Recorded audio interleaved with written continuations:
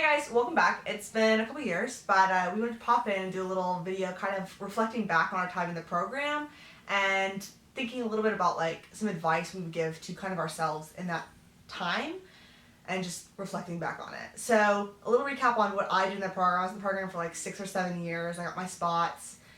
Did IH to Canada, a couple NCSAs, 10 encampments where I was cadet commander, did all the roles with my squadron. I was heavily involved with CAC and I was on national for chair and vice chair. Hey y'all, my name is Jackson. I've been in some of Holly's other videos, and like Holly, I went all the way to my spots in the program and achieved the rank of colonel. Holly and I were both active together in Texas Wing. I also did a lot of positions ranging from flight sergeant at an encampment to a deputy commander of an encampment. A lot of wing programs. I was also really involved at the national levels with NCSA, such as going and being part of IACE in the Republic of Korea, CLA, and some other activities on the national level. I'm glad that we waited so long to make this video because I think time has given us a lot of perspective in the program. And one of those perspectives that I've definitely gained in the program is how amazing Civil Air Patrol actually is. And I stand by that. And it was an incredible program for me as a homeschooler without a lot of access to extracurriculars and other programs. You know, Civil Air Patrol was really a great resource for me to network, to meet people, to be involved. And I think that CAP is a great program for everyone, but something that I really love about it is it's specifically incredible for kids in positions like Holly and I, who were homeschooled, who didn't have access to a lot of opportunities. People who are from disenfranchised backgrounds or don't have access to a lot of school resources or leadership resources or mentorship resources. CAP is an incredible way of getting that opportunity by engrossing yourself in the program and meeting people in the program, but also meeting people in the Air Force, people in the military, people of all different backgrounds who are there to be your mentors and to help you. You know, I think one of the most amazing benefits of CAP is that it creates an immersive environment. I think there are some cons about that, which we're going to discuss later. But CAP really does create an environment like there's nothing else in the world. I remember being a squadron commander, my first time as a squadron commander at an encampment, and I felt like I really had the world on my shoulders, that the activity and the success of my squadron and all of my flights was resting on me. And it really was an incredible opportunity because I felt that way. I got to behave in a real leadership environment, and I got to learn real world skills in a environment that really didn't matter. It didn't matter if I failed. It didn't matter if I messed up. And you know, it's been a good 2 years since I've been very active in Civil Air Patrol, and one thing I will always remain grateful for is the friends I've taken from the program. Holly and I have been friends for the last few years, and it's been incredible, and there are still so many people in the program that are in all parts of the country, and whenever I'm in those cities, I'll go visit them because I haven't seen them in a while, and it's great to catch up. And the people of the program really make it, and it's what really changed my life, and it's what really had an impact on me at such a young age. Yeah. I mean, I always talk about, and I've talked on this channel before, about like my three-legged mindset approach to like the opportunities that CAP gives is really that it's experience, opportunities, and friendships. And when I think about the opportunities, I don't think I experienced a lot of those until I was much further in the program. And I think both of us very much committed so much of our lives to the program that I think that this is almost talking to a very niche market of those who are watching this video, because for so many to get all those opportunities, like I devoted basically my entire like high school experience to it. I mean, we're both like strictly homeschooled, And so all of my friends were through CAP. And so because of that, everything revolved around that. We'll talk about some of those cons too. But like going to IACE, like getting your Earhart Award, and it's opportunities that just are unparalleled. Like be able to be on like NCAC, I think is one of my favorite times, just because they literally flew me across the country to come and present to CEOs, and then the people you meet are unparalleled, and that goes back to the friendships, because there's the same kind of mindset of, oh, every time I go to these places I always run into these same people because I want to see them, because you don't get to. And I think it's in a lot of ways of like, you're not going to get that when you're an airman or a staff sergeant or even like a second lieutenant, but when you really commit to the program, and like I did encampments in 4 different states and NCSAs, and really did so much going to national conferences and things like that, that you're able to get so much out of it. Yeah, I think, Holly and I both talked about before this that we didn't want to make an advertisement for the program, because that's not what we're really trying to do here. We're trying to create, a realistic expectation of what the program is like and what it is if you fully commit to it and go to the end and go as far as you can. And, being where I am now, like, people will see photos of, Holly and I meeting congressional representatives and congressional office members, and it's just crazy that we were doing that at, I was 16, 17, and we were meeting these people and doing incredible things, and CAP was really such a gateway to that. For sure. But I think, the kind of counter to that is the politics of the program. Yeah, so like I had just mentioned about how engulfed our like high school experiences were in regards to like these, like it was all our lives. Like if something bad happened in CAP, my life was a mess. And I think looking back now, I mean, of course I have that looking back where you have so much more perspective, but there's so much was that because I was so involved, I got so much out of it, but also because I was so involved, everything revolved around it in a sense. And so there was issues where there was like drama going on, and I specifically made some poor decisions which led to some things happening, and I was just like, what am I supposed to do? I was completely just concerned. And so like kind of moving more into the idea of like positional authority, that's kind of like a weird like way to frame things, but let me feel it out a little bit. I remember I was at NISA. It was my first NCSA. I was a first lieutenant, and I roomed.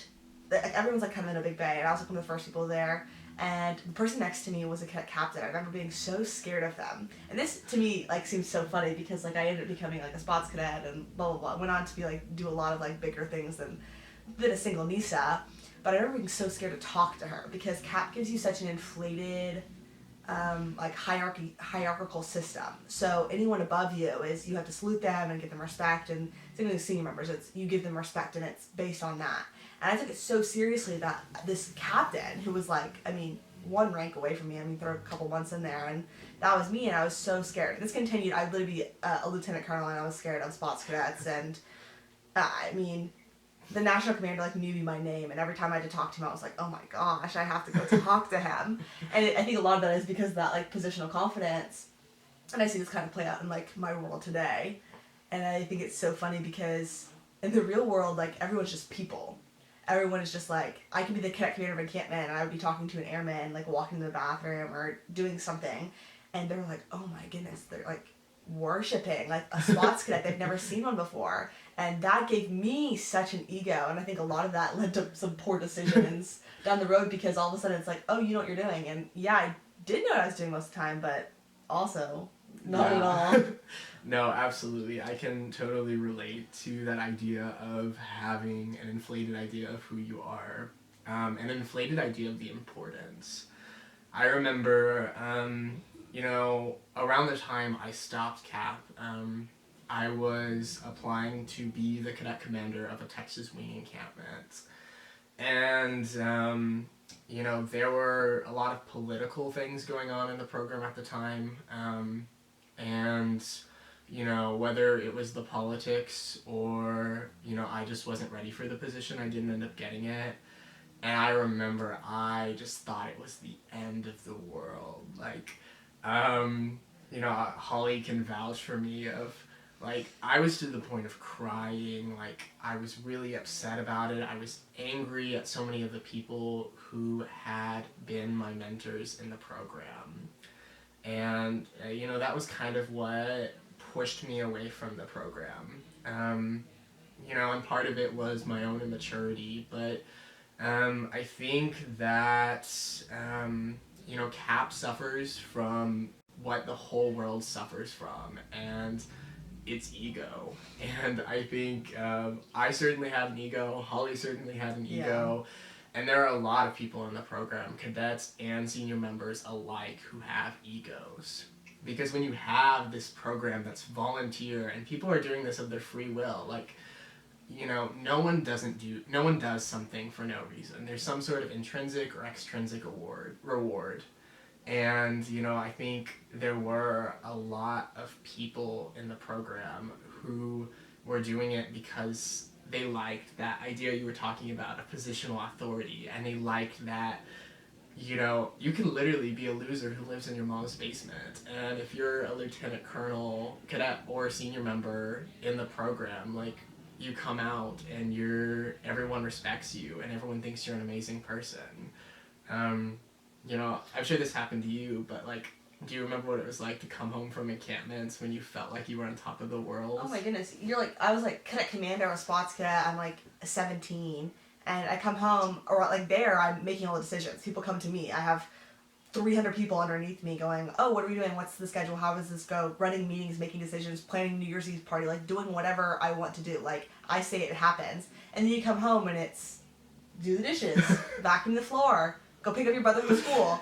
And it's like, we all are just people, but you put on this rank, you assume this position, and all of a sudden, you have all these roles, no matter what's going on in your real life, because, like, there's been so many seniors, not to dog on anyone, and, like, in their real world, like, they work at, like, Subway, and it's, like, they're incredible senior members, like, they do great in the program, but you get such an ego boost, like, even, like, myself so much, like, I look back and I was like, I was not hot shit. Like, not at all, we weren't. Like, we thought we were, though. I thought I was the coolest kid on, like, I thought it was so cool. Yeah, no, I mean, I had the same thing. I come home and, it's your mom telling you to do things, and I'm like, oh, they should respect me. Like, I'm so cool. I know what I'm doing. And you're not. And, I think, that's kind of like funny looking back, but, I think that does create a lot of problems in the programs. There's politics, there's cliques, there's all of these undergoing forces, and I think that sometimes impedes in the mission of CAP. And, there are a lot of different missions of CAP, but, I was more focused on the leadership side. Yeah. And, the leadership side is to give you leadership skills and to give you an opportunity to learn. And the best way to learn is failure. And, when you have these inflated ideas of your own importance, and, you have this grand idea of how important your mission is, you forget that CAP is a program where you can fail. Like, if an encampment goes off poorly and cadets aren't getting the training that they're supposed to get, it's not the end of the world. Like, no one's getting hurt. It's not the actual military. There's not really any serious consequences. And I think, on the cadet and senior side, both of those sides, you really see people not letting cadets fail. And I remember as a deputy commander and as a squadron commander and a flight commander, every time you have a subordinate, like, you want them to succeed, and it's a lot of times, sometimes you'll sacrifice their own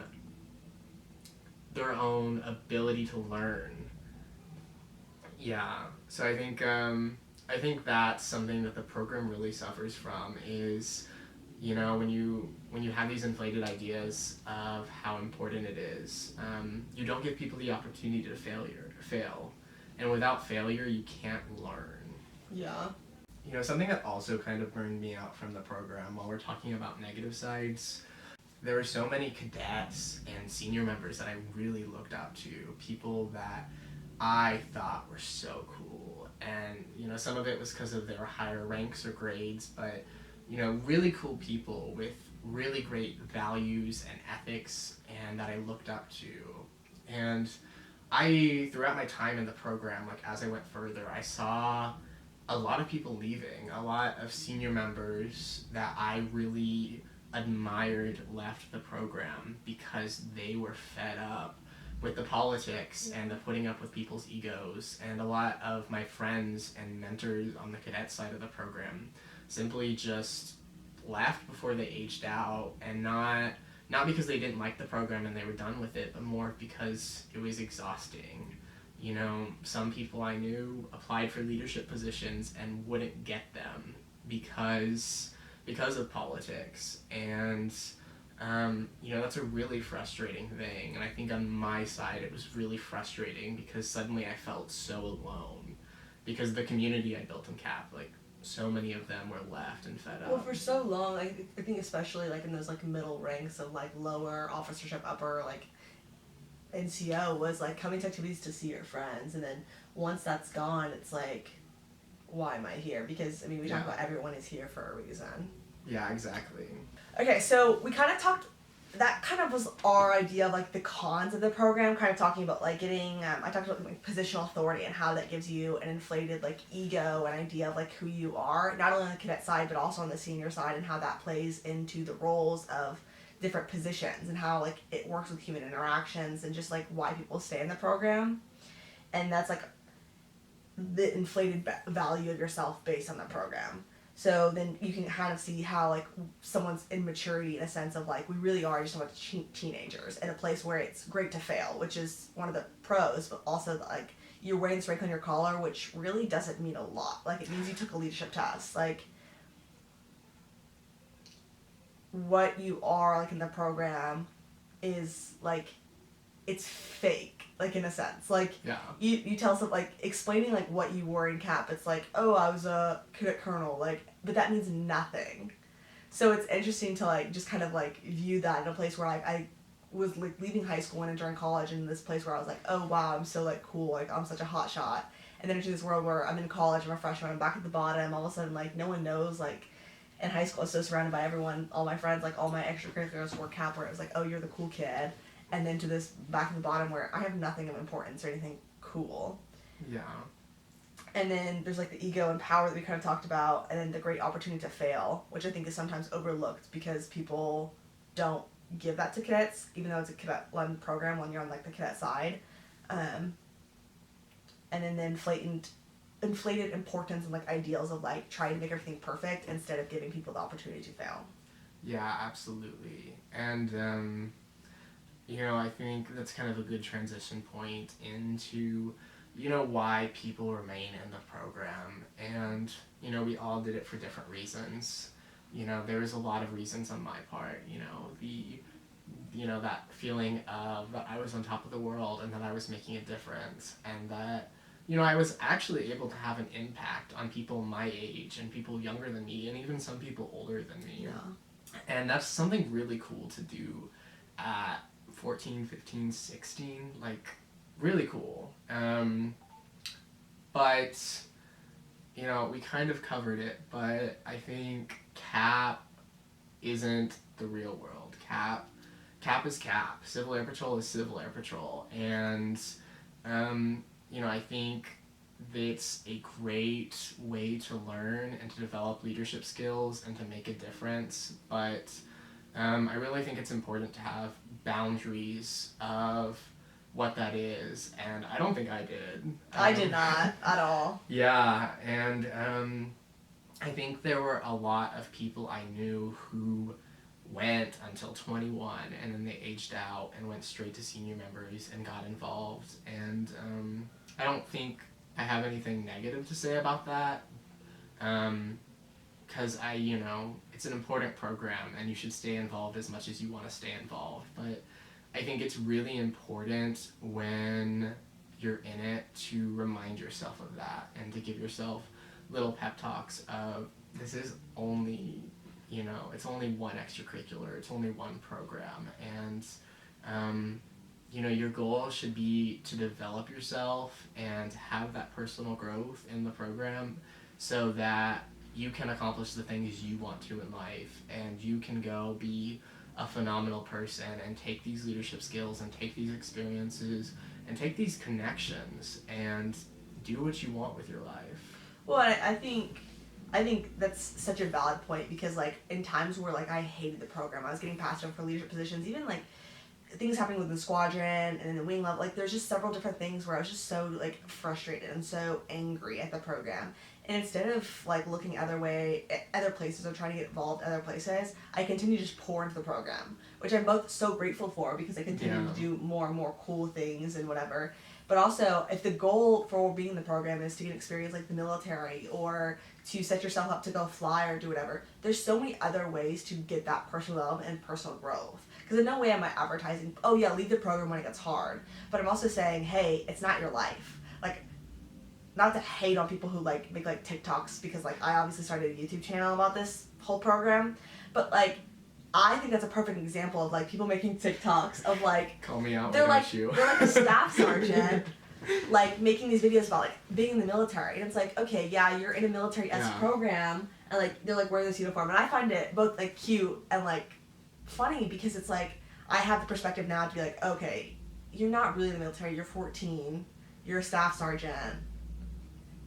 I don't know, not to call you out, but also just to say, like, get some perspective, because I wish someone would have given me more. And actually, I had a friend who told me when I was going through some issues she was also in CAP. She was actually my roommate at NISA. She was like, hey, you know, like, this isn't forever. Like, this is just, like, a little blip in your life. Like, it shouldn't consume you. And I was kind of like, but it is. I did not believe that. And, like, she gave me all the warnings, and I was like, I don't want to hear it, honestly. So, maybe this will give you a little bit of a wake-up call. Yeah. And make your TikToks. Don't listen to Holly. Like, TikTok is an incredible algorithm. Okay. You know, I think after giving like a good summary of our experiences in the program, you know, it's kind of interesting to think about how it's affecting our lives now and where we are now. Yeah. Well, yeah, because we went in very different paths. I went to school like at kind of the similar time, and I decided to go to Texas A&M University. It's a senior military college, and I joined the Corps of Cadets. So like imagine, like it's kind of like you've seen like VMI, you've seen the Citadel, Norwich. It's one of those same kind of programs, kind of along the lines with like West Point or the Academy or anything like that. And so it's the same kind of thing where we go to formation all the time and things like that. And I joined going, hey, you know, I mean, joining the Corps was like not mandatory. And I went there because my dad went there and it's close to home. There's like several other factors, but it was kind of the natural switch for me. And when people were like, oh yeah, you're going to A&M, everyone just kind of assumed I was joining the Corps. And I kind of did the same thing. I was kind of like, yeah, I'm joining the Corps, like it'll be exciting. And I think a lot of that was because of my assumptions based on CAP that I gave to just military organizations in general, which is why I was so excited to be doing Air Force ROTC and about the possibility of a career in the military. Was all because of CAP. And I was like, CAP has given me the best opportunities, experiences, and friendships. Like, I think in a similar organizations, like the Corps, I'd have the exact same thing. And in a lot of ways, I was right. Yeah. But it's continued to give me more and more and more perspective on, like, I'm no longer in ROTC. I realized, hey, I really don't actually like this as much as I thought I did. And I think just being, like, in a college atmosphere is a lot different than, like, my high school experience, that I've actually, like, done a lot of, like, personal growth to realize that there's a lot more out there than, like, CAP. Like, neither of us are active members anymore. Like, I don't have a membership anymore. Yeah. Same. But I think it's really interesting that, like, CAP really is what catapulted me into the spot I am today. And I'm so happy I'm in the Corps and that I did ROTC, but also, like, looking onto the next chapter that has nothing to do with CAP, the military, a military organization, or lifestyle. And I think it's just interesting to see how CAP, like, brought me to the spot. And then you being so, like, we have such a similar experience in CAP, like our activity level, and then you just did the opposite. Yeah, I mean, I think I had a lot of friends going to academies and going to military schools, and you know, a lot of my friends enlisted, and I think, you know, after talking with them, I just realized that wasn't the route I wanted to go, and so I ended up going to college at UC Berkeley in California, and you know, I didn't do anything military. Everyone always asked me if I joined ROTC out there, and I did not. I joined a fraternity, so. And, you know, I wanted to kind of have a more traditional college experience and enjoy my time in college, and I really have been doing that. And, but I think like a lot of the leadership of CAP, even though I didn't go into a military organization or a military route, it still remains in me. And I do a lot to be active on my campus. I'm a resident assistant at the resident hall I live in, and you know, I try to be involved in leadership of my fraternity, and you know, a lot of the values of CAP and the experiences and the lessons learned have remained with me. And you know, I think the most amazing thing that I've taken away from CAP, and I'll say it again, is the friendships. Like, Holly and I 2 years later are making this video together, and we're still hanging out just like we would in the program. Yeah. And you know, it's been amazing. It's been amazing to still have those connections, even though we're doing such drastically different things. Well, and we can see the impact that CAP had. Like, for me, it was the little things like how to put on a belt properly, like which way it goes for females and which ways it goes for males, and like what a gig line was, like how to shine shoes. Those were like the practical things for me. And then for you, it was like you saw in like your roles as an RA of like the leadership principles that like had been put in play, and just like the knowledge on leadership that is so, I think, overlooked so often. Absolutely. And like, you know, I remember when I first started the role, like there was an incident where I had to there was like an emergency situation, and I had to address a few hundred college students, and I felt comfortable doing it, and I would not have ever felt so comfortable if I hadn't had the experiences in CAP, because I learned, like, you learn how to give speeches and you learn how to talk to people, and that's such an underrated skill. Yeah. And here we are today. Yeah. I think that's all we have to say. I mean, the program, we said that we weren't going to make an advertisement for it, but I think, I mean, this video just continues to prove that the cons definitely are outweighed by the pros of the program and all the good that it did to us. Mm-hmm. So, yeah, thanks for making the video with me. Yeah, of course. And I guess my final words of wisdom as a former cadet colonel is don't take it too seriously.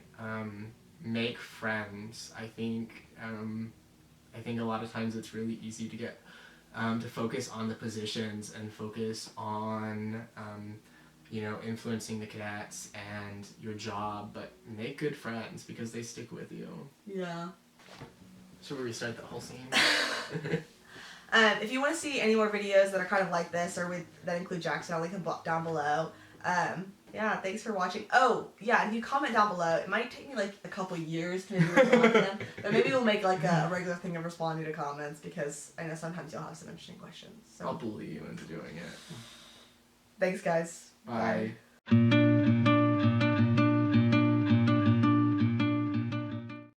can cut that out.